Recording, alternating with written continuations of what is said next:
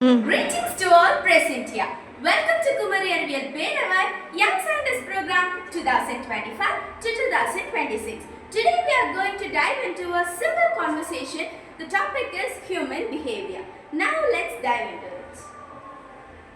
சரி, ஹியூமன் பிஹேவியர்னா முதல்ல நம்ம பங்க்சுவாலிட்டினா என்னது ஒரு விஷயத்தை செய்யறோன்னா இல்லை ஸ்கூலுக்கு போகிறோன்னா இல்லைன்னா வேறு ஏதாவது பண்ணுறோம்னா அந்த டைம் கரெக்டாக கீப்பப் பண்ணி இது பண்ணும்போது தான் அதனுடைய எஃபெக்ட் நமக்கு அதிகமாக கிடைக்கும்.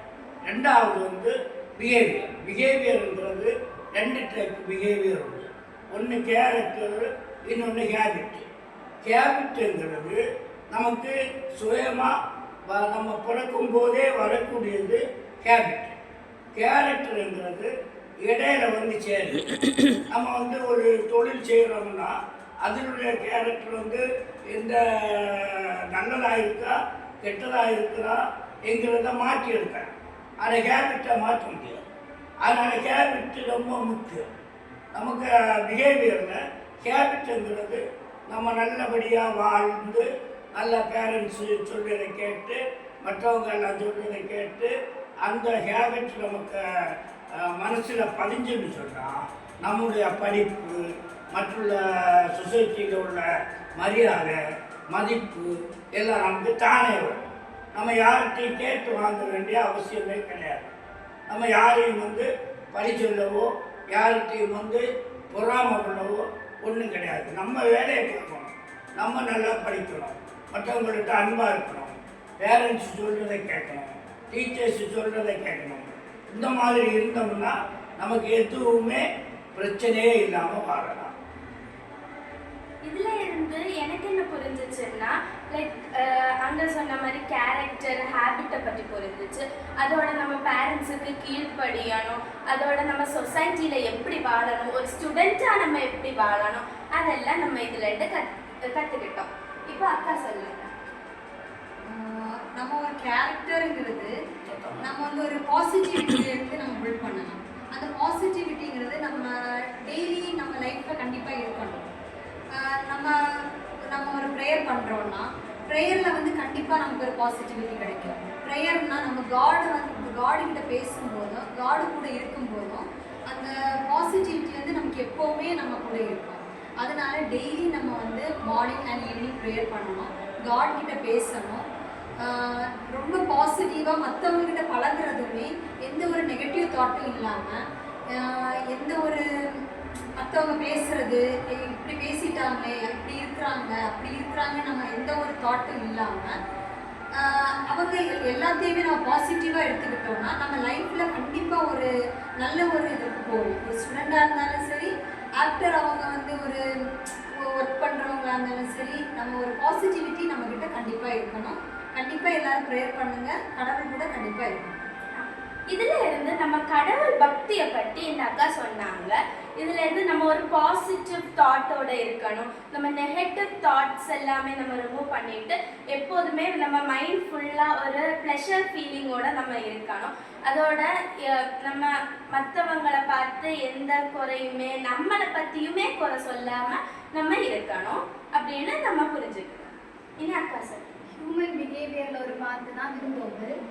அப்போ விருந்தோம்பல்னா இப்போது நம்ம வீட்டுக்கு ஒருத்தங்க வராங்கன்னா நம்ம அவங்கள எப்படி க்ரீட் பண்ணுறோம் அப்படின்னு. இப்போ ஒருத்தங்க வீட்டுக்கு வரும்போது நம்ம முகம் சுழிச்சிட்டு இருந்தா அது அவங்களுக்கு கஷ்டமாக இருக்கும். இப்போ நம்ம யார் வீட்டுக்கு வந்தாலுமே சிரிச்சுட்டே இருக்கணும். ஒரு திருக்குறள் இருக்கு, மோப்ப குழையும் அனிச்சம் முகம் திரிந்து நோக்க குழையும் விருந்து. எப்படி நம்ம விருந்தினர்கள் வீட்டுக்கு வரும்போது நம்ம அனிச்ச மலர் அதை மோந்து பார்த்தா உடனே அது குழஞ்சு போகும். அதே மாதிரி நம்ம முகம் சுழிச்சு பார்த்தா விருந்தினர்களுக்கு மனசு என்ன பண்ணோம், வாடும். அப்ப அதுதான் அதோட பொருள். அப்ப நம்ம வீட்டுக்கு வர்றவங்கள்ட்ட நம்ம விருந்தோம்பல் அந்த பண்பு அவங்களை உபசரிச்சிருக்கிறது ரொம்ப முக்கியம். இதுல இருந்து நம்ம விருந்தோம்பல் என்னும் முக்கியமான ஒரு விஷயத்த நம்ம கத்துக்கிட்டோம். பண்டைய தமிழர்கள் எப்படி வாழ்ந்தாங்கன்னா நம்ம வீட்டுக்கு ஒரு ஆள் வந்தா கூட நம்மக்கிட்டயே கொஞ்சம் சாப்பாடு இருந்தா கூட வீட்டுக்கு வந்தவங்கள்ட்ட பரிமாறி தான் சாப்பிடுவாங்களாம் என்று பண்டைய இலக்கியங்கள்லயும் சொல்லப்பட்டிருக்கு. இதுல இருந்து நம்ம ஒரு நல்ல ஒரு விஷயத்த கத்துக்கணும்னா லைக் நம்ம யாரையுமே பார்த்து முகம் சொல்லிச்சுட்டு இருக்கக்கூடாது அப்படின்னு நம்ம கத்துக்கிறோம். இனி ஆண்டி சொல்லுங்க. நம்ம அடுத்தவருக்கு ஹெல்ப் செய்யணும். நம்மள்கிட்ட இருக்கிறது ஷேர் பண்ணி அடுத்தவருக்கு கொடுக்கணும்.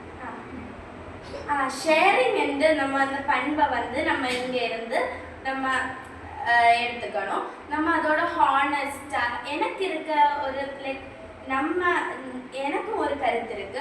நம்ம வந்து எப்போதுமே ஹானஸ்டா இருக்கணும்.